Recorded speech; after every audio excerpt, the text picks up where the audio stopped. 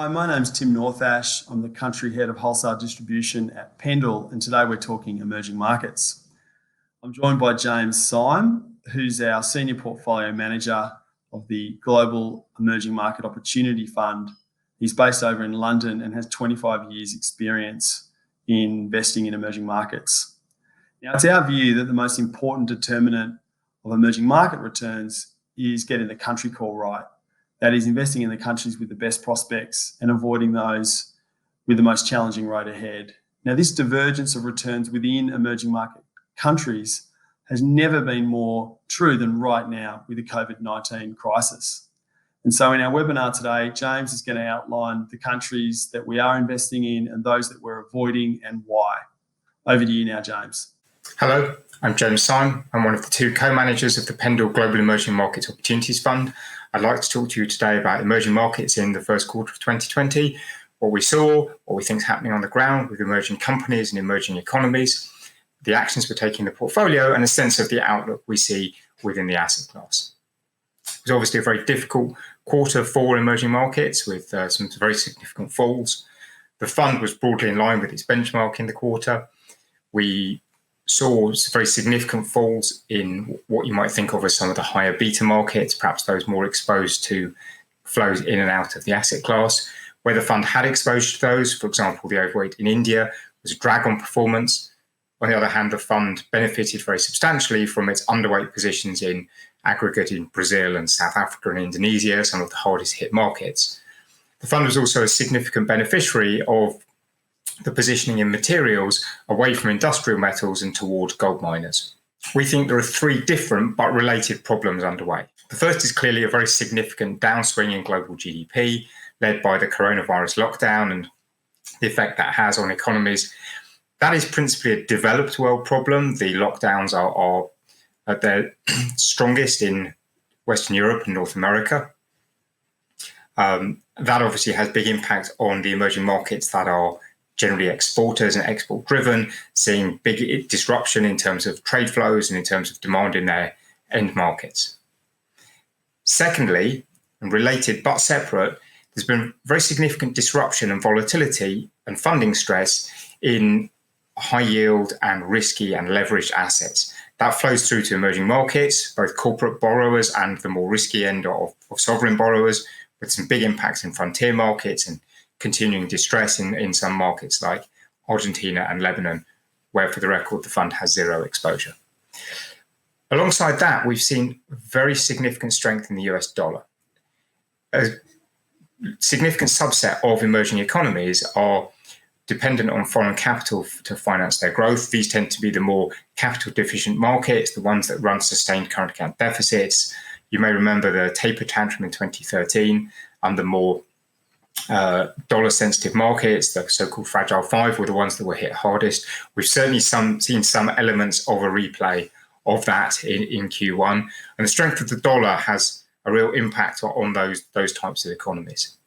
And then thirdly, clearly one of the most surprising features here today has been this very significant decline in the oil price. The price of Brent crude fell about $45 per barrel in the first quarter. Within emerging markets, there are some countries that are very significant oil importers. This has a relatively positive impact on them. But then there are others that are very significant oil exporters, and it's had a very negative impact on those and creates some really challenging conditions there. So these three different but related stresses will play out very differently across the emerging market country universe. And part of our job, and one of the main features of our process, is to try and identify developing risks and opportunities at a country level. Now, something else that's happening in markets, which is not just in any sense confined to emerging markets, but which is a real stress for, I think, everyone involved in markets and investing and economics, is that the speed of development of this crisis has been so fast that it's very rapidly overtaken trailing data. So knowing what corporate results were like in the fourth quarter of 2019, or what our economic data was like for any economy in January or February, that data has been very rapidly overtaken by events. And at the same time, consensus forecasts have very rapidly gone stale. If you look at either economic forecasts or you look at expectations for corporate results, those have been very rapidly made obsolete by the speed of development. And so a real sense of what's happening immediately now is key, rather than looking at perhaps where forecasts generated over the last 3 or 6 months have been at. And then at the same time, guidance, and whether that's corporate guidance, or whether it's guidance from central banks or governments or multilaterals such as the IMF or the BIS, has again very rapidly become outdated.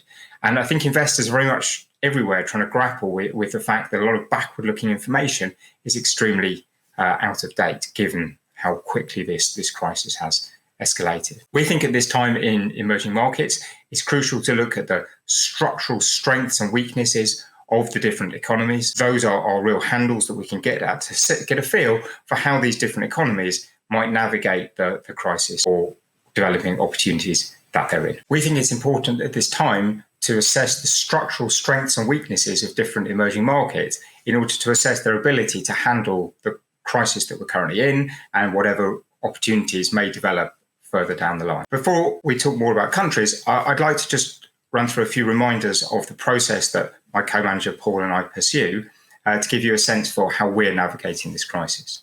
So firstly, it's been my experience doing emerging markets since 1994, and Paul's also since the mid-1990s, that emerging markets go right or wrong. This is an assertively top-down, country-driven approach to emerging market equity investing.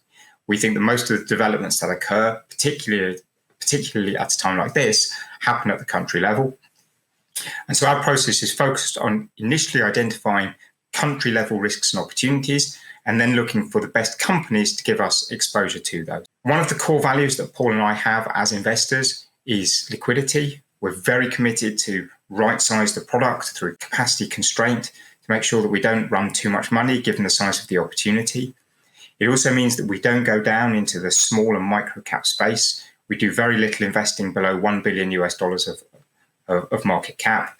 We have no direct exposure at this time to frontier markets through investing in local exchanges in markets like Vietnam or Central America or Sub-Saharan Africa. Overall, this portfolio is a liquid, capacity-constrained portfolio made up almost entirely of some of the largest companies in emerging markets. We don't, as investors, have a sustained skew towards value or towards growth, but what we do have a very strong and sustained bias to as investors is towards stronger balance sheets. We like companies with net cash balance sheets, low levels of where there is debt, low levels of gearing, and hopefully long dated as well. We like companies with high cash flow generation. We think that's been very important and helpful at this time when the generation of new cash flows is going to be so difficult. And with a lot of the disruption to funding markets, it's very important to invest in companies that are sustainable from a financial point of view. And possibly the most important thing at this time to remember about our process is we don't take any directional view. So we're not trying to time the bottom or call market direction. We don't try and decide whether emerging markets overall are going up or down. The portfolio is generally fully invested. We think about maximum cash as about 5% of the portfolio. Our clients take the decision to buy emerging markets. We're not going to second guess that for them. So we're not going to try and decide whether we're in a bull or bear market. We're not going to try and time the bottom or find some kind of dip that we want to buy. At every time, it's about identifying the subset of markets where we find the greatest developing opportunities, looking for attractively valued markets in countries with good or improving economics and good or improving political conditions, and then finding the best companies to give us exposure to that. So there's no directional view. We're not going to try and time this market. That's not what we do. Just a few comments I'd like to make about what we saw in markets in Q1. Now, our view remains that the country effect is dominant, but I think it's important to note that there have been some big sector and industry effects. And if we look at a histogram of returns of emerging market industries for the first quarter, it's got that feature which we often see in markets during times of crisis, of a so-called fat left tail, with a handful of industries that have been particularly poor performers. If we look at what those are, a significant number of them are financial type industries, things like mortgage finance, consumer finance, real estate investing. We've seen a lot of weakness in travel and transport and tourism, road and rail very hard hit. Obviously, airlines remain very difficult. And not quite in the bottom six, but oil, gas and consumable fuels has obviously been difficult with the move in the oil price. So we still think that country effect is more important, but we are aware that within the industries, there have been some that have been hit particularly hard.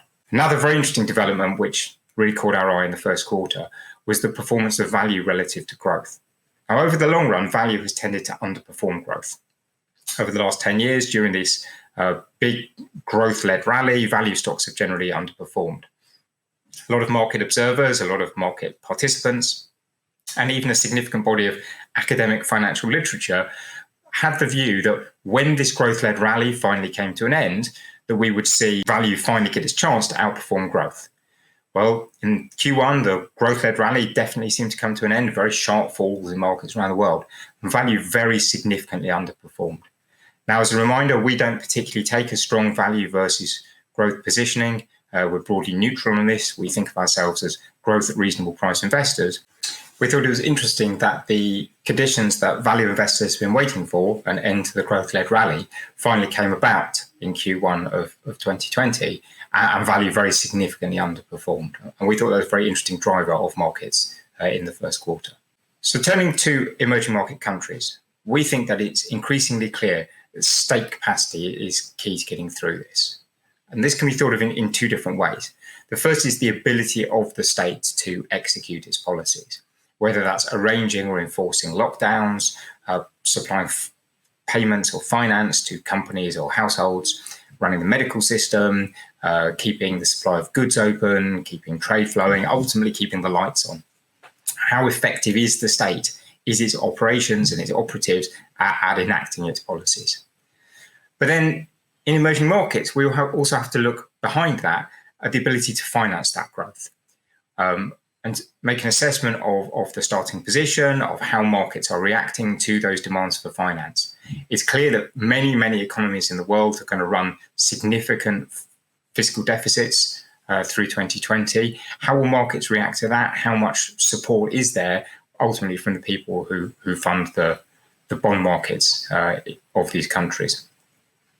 It's also, I think, important to remember that oil balance is going to be a key driver. We've had a big move in the oil price that has a very differentiated effect, and we need to look at which are the winners and which are the losers. And that's going to further drive both current account positioning and also fiscal positioning for oil importers and oil exporters. I think one of the main takeaways that I'd like you to receive from this talk today is that we think investors should see the management of the virus and its effects in China and Korea and Taiwan as a real bright spot, not just in an emerging market context, but genuinely in a global context. Those countries with different approaches have led the way in managing this, along with Japan and Singapore. When you think about the emerging market space, the MSCI Emerging Market Index has over 50% of its weight in China, Korea, and Taiwan. So the three biggest countries in the index are the countries globally with the best performance in managing the virus. They seem already to be in some form of recovery while lockdowns continue across Western Europe and North America and elsewhere in the world. And investors, I think, should not be too negative on emerging markets. The IMF has just published its April 2020 World Economic Outlook. It's a biannual publication. And one of the key features you can see in their expectations is that the GDP downturn will be worse in developed markets than in emerging markets. Within emerging markets, the East Asian markets are some of the best performers. That said, we think that many emerging markets face a difficult year in 2020, and a few have some very serious challenges ahead. And we're going to visit those later on in the presentation. So if we start looking at a graph of the ability to finance fiscal support for the economy, I think two good metrics to assess that by would be last year's fiscal deficit, which we could put on the horizontal axis, and then the current bond yields in that market on the vertical axis. And as you would expect, the markets that borrow the most tend to pay the highest bond yields. Now, that's not a completely linear relationship. There are some markets, for example, Russia and Turkey, which have a significant risk premium baked into them, I think on account of economic and political volatility in recent history. Some other markets, particularly those that are more like developed markets in terms of funding their bond markets domestically and issuing debt only in their own currencies. Those tend to be at much lower bond yields, and I particularly highlight China, which runs a pretty large consolidated fiscal deficit, but because it's entirely internally funded, actually bond yields there are very low. But as a starting point, countries that have strong fiscal positions and low bond yields are in a much better position to provide fiscal support to their economy, to their companies, and to their households than those already running large deficits and paying large bond yields.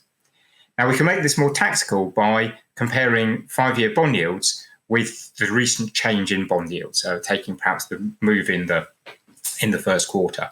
If you look at the move on bond yields on a vertical axis and plotted against on a horizontal axis the 5-year yields, you can see there's a group of emerging markets where bond yields have fallen in the first quarter, indicating increased willingness from bond investors to supply finance.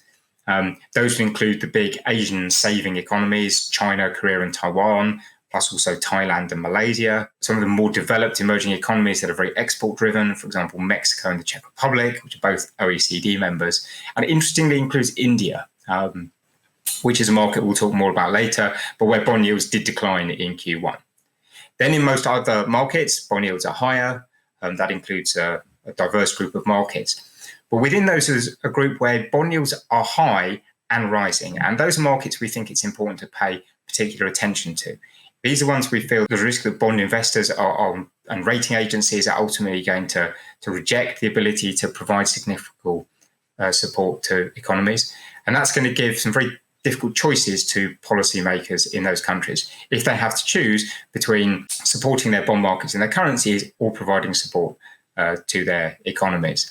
And you can see from a chart that South Africa is clearly one of those, and one has to have a good think about Indonesia and Russia and Brazil and potentially Colombia and Turkey as well. I talked about oil balance. Oil balance is clearly critically important for some markets.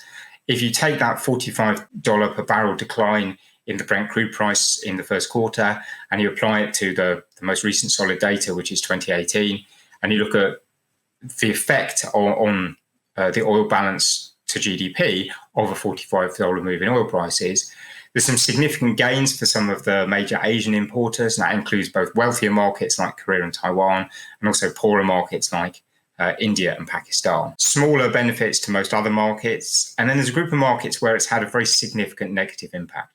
That would include the Middle Eastern three of the United Arab Emirates, Qatar, and Saudi Arabia. We've got a huge swing from the decline in the oil price. It's a significant negative for Russia, and it's really quite a significant negative for a lot of Latin America as well. Those more commodity-driven and oil-exporting economies where we've seen quite a negative impact from the decline in the oil price in Q1. Turning to countries, and thinking about some specific countries where we've seen the most news and development, finding what we see on the fiscal and bond side with what we see on the oil price side, we think that Brazil and Colombia and South Africa are at risk of some very serious fiscal stress as we go through this crisis. They are countries that have significant negative exposure to a stronger dollar through their current account deficits and their need to attract capital inflows.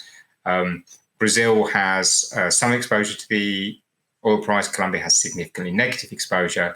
And then if we think about South Africa, that's probably the market where we've seen the biggest deterioration in conditions. The Reserve Bank has cut policy rates by 100 basis points twice since the crisis began, and looked to provide support to the financial system, and the Treasury is looking to provide support to the economy. The South African economy was already weak before the crisis. The country already ran a significant fiscal deficit. And what we've seen in response to the attempt by policymakers to support markets and the economy is a significant slide in bonds, with bond yields rising. We've seen the last credit rating agency that had South Africa on investment grade downgrade it to a junk rating. That was Moody's. And we've seen the currency, the rand, slide from about 14 to the US dollar at the start of 2020 to over 18 now. And it seems, if you think particularly about South Africa, that as policymakers try harder and harder to provide support to the economy, all that happens is that the currency and bonds go out from underneath them, and ultimately they get into a position of making very difficult choices. Brazil and Colombia not quite as bad, but Colombia clearly a significant negative impact from the oil price. And again, Brazil, the economy was showing signs of recovery, but we've had it's significantly exposed to the stronger dollar in a bad way. And the reaction of markets does suggest that there's a lot of skepticism there. Two markets which we're watching, which we think are very interesting, are Indonesia and Russia. Indonesia, we have been zero weight all year. It's been one of the weakest markets in the emerging market universe. Again, growth wasn't great in Indonesia before the crisis began. There's been some direct impacts from coronavirus, but we've clearly seen a significant negative capital flows. Some attempt by Bank Indonesia to support the financial system and the economy. Certainly, Indonesia is not in a great position. We've seen bond yields rise year to date, but equities have been incredibly weak there, as well as has the currency. And it may well be that Indonesia is an interesting market later on this year. The equity market looks very cheap. The currency looks very cheap. Cheapness alone is not enough to want to invest. You need to see positive signs of momentum and improving conditions in the economy and sentiment towards those conditions from markets. But Indonesia is certainly in a good starting point. And then Russia is clearly a market hit very hard by the declining oil price. It's a market which has some strengths, a current account surplus. It's run tight fiscal policy for the last few years, so starts in a better position. It's positive net international investment position. Clearly, some very difficult geopolitics with Western Europe and with the United States. But again, a market which looks very cheap, given fundamentals which aren't anything like as bad as, say, Brazil, Colombia, or South Africa. So again, Russia, we're neutral, but watching it because it does seem to be pricing in a lot of bad news. Another part of the emerging market space which seems to be pricing in a lot of bad news is the Mexican peso. Now, the response to the virus from the AMLO administration there has not been great. Economy clearly has very significant exposure through exports to the US economy, but Mexican peso has fallen so far and so fast that again is clearly pricing in a lot of bad news, and sign of a turn to the positive there might make Mexico, where we're again broadly neutral, a market that would be interesting to have more exposure to. India's a market which we've been overweight. We were overweight at the start of the crisis. Again, yet another market where growth had been weaker going into the crisis. We've seen steps by Indian policymakers to support initially the poorer households through provision of both financing, but also direct provision of goods. There's a lot of talk of a much bigger economic bill to support the economy. And at the same time, the Reserve Bank of India, the central bank, has been taking very proactive steps to support the financial system. In addition, India, you've seen those moves well received by bond markets. And India is a very big beneficiary of the fall in the oil price. In a sense, one of the biggest, given the weak current account position that it starts with compared to Korea or Taiwan. However, you do have to recognize that Indian state capacity is lower than some other large Asian markets. The ability of the Indian state and its actors to follow policies through may well disappoint. There's been a lot of criticism of some of the early responses to the coronavirus there, and there is coronavirus in the community. Now, one of the features that we've seen with the virus appears to be that the spread is much slower in warmer, lower latitude, more tropical countries than in more temperate, higher latitude countries like Western Europe, the United States, and obviously originally China. If that holds true, then India may have less exposure. So India is a market which we have a small overweight. We continue to watch with interest. We do see that lower bond yield move year to date as a very supportive and encouraging sign. The big markets, China, Korea, and Taiwan, as indicated earlier, really do look like some of the best positioned economies and societies in the world for Q2. We are overweight China. We've been underweight Taiwan. Taiwan is an economy with very cyclical export sector that's very big there. There's a lot of tech hardware, and a lot of that tech hardware is very consumer related, particularly in things like the Apple supply chain. That may face a difficult Q2. And there's also a significant exposure in that equity market to cyclical sectors like chemicals and shipping, which again are more difficult. So we've been underweight Taiwan and remain underweight. By comparison, though, Korea was our favorite market going into this. It was our largest overweight. That remains the position. We've actually added to Korean equities. And we see the weakness in Korean equities and also in the Korean won as a real opportunity in EM. So that's our favorite market and our highest conviction overweight. Away from countries, one part of the asset class that I thought was important to discuss was financials. We think that the current environment is extremely challenging for financials, and particularly within financials, extremely challenging for banks. There are four ways in which we think that the effects of what's going on at the moment is negative for banks. Firstly, banks are very cyclical as businesses. So new loan growth is driven by healthy economies. Fee income is driven by what's happening by economic activity. And then further down the income statement, one of the main costs is obviously provisions for bad loans or cost of risk, if you prefer that term. That's very pro-cyclical. So provisions or the cost of writing off bad loans peaks when the economy is at its weakest. So banks are naturally very cyclical businesses, and a sharp downturn, as we saw in 08-09, is extremely challenging for banks. Then when we look at what's happened with interest rates have generally fallen around the world.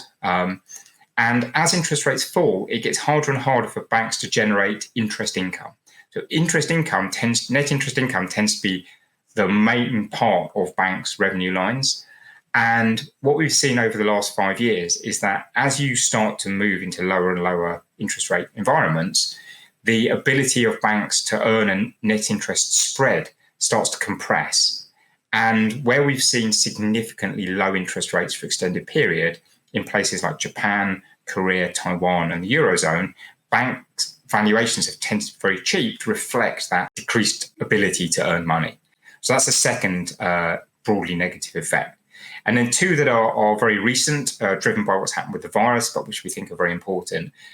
Firstly is that in many countries, banks are being encouraged to offer repayment holidays or whether it's on interest or even on principal. And that clearly is negative for banks in that they're taking longer to collect on loans whilst earning no money on those loans. And has to be factored into one's assessment of banks. And then the really negative one, which is again very recent, is we've also seen in the last 3 months of either political and or regulatory pressure on banks not to pay dividends or do buybacks. And if we're moving into a world in which the ability of banks to pay dividends is dependent on regulatory approval and even dependent on political views, where banks can only really pay dividends out at the top of the cycle, and even those may then be criticised and called into question, we think that makes it an extremely unattractive environment to own bank equity. We were already underweight financials, but we have generally moved to be max underweight financials, with most of that expressed through an underweight in banks. And own banks, we've tended to either own banks with very strong links to the state, for example, Sberbank in Russia or China Construction Bank, where there's a lot of state support and a lot of state interest in keeping the bank healthy and strong, or very specialist banks like HDFC Bank in India, where you've got relatively high cost of deposits, relatively high cost of loans.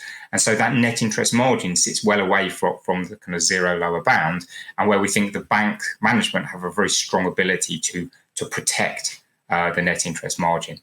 Our focus remains on countries, but as I said earlier, we must remain conscious of what's happening at the industry level, and the very difficult operating environment for banks right now, we think should be recognised in portfolios. To turn to the future, we think it's clear that this is essentially an unprecedented set of conditions, particularly in modern times. It's very hard to look at previous history, whether it's the financial crisis or previous medical crises, to predict what will happen. But we can point to, in modern times, a couple of previous epidemics.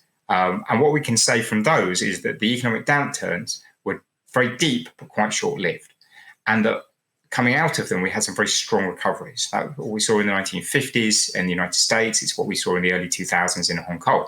Now, those instances are no guarantee of the present. We've clearly operate in a very different policy regime. We've clearly seen in developed markets, at least, very aggressive policy action to support economies and companies and households.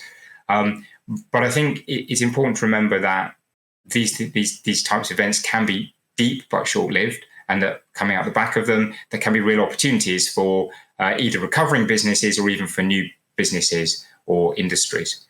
We think it's important that investors of all kinds stick to their process. We're very committed to an unchanged process. We found a lot of sensitivity in our process to developments at the country level. So we're going to continue to hold a near fully invested portfolio of the 50 stocks we prefer in the countries we prefer based on our top-down analysis. I look forward to providing further updates on what's happening in emerging markets and what we're doing with the portfolio in future. So thank you very much, and be well.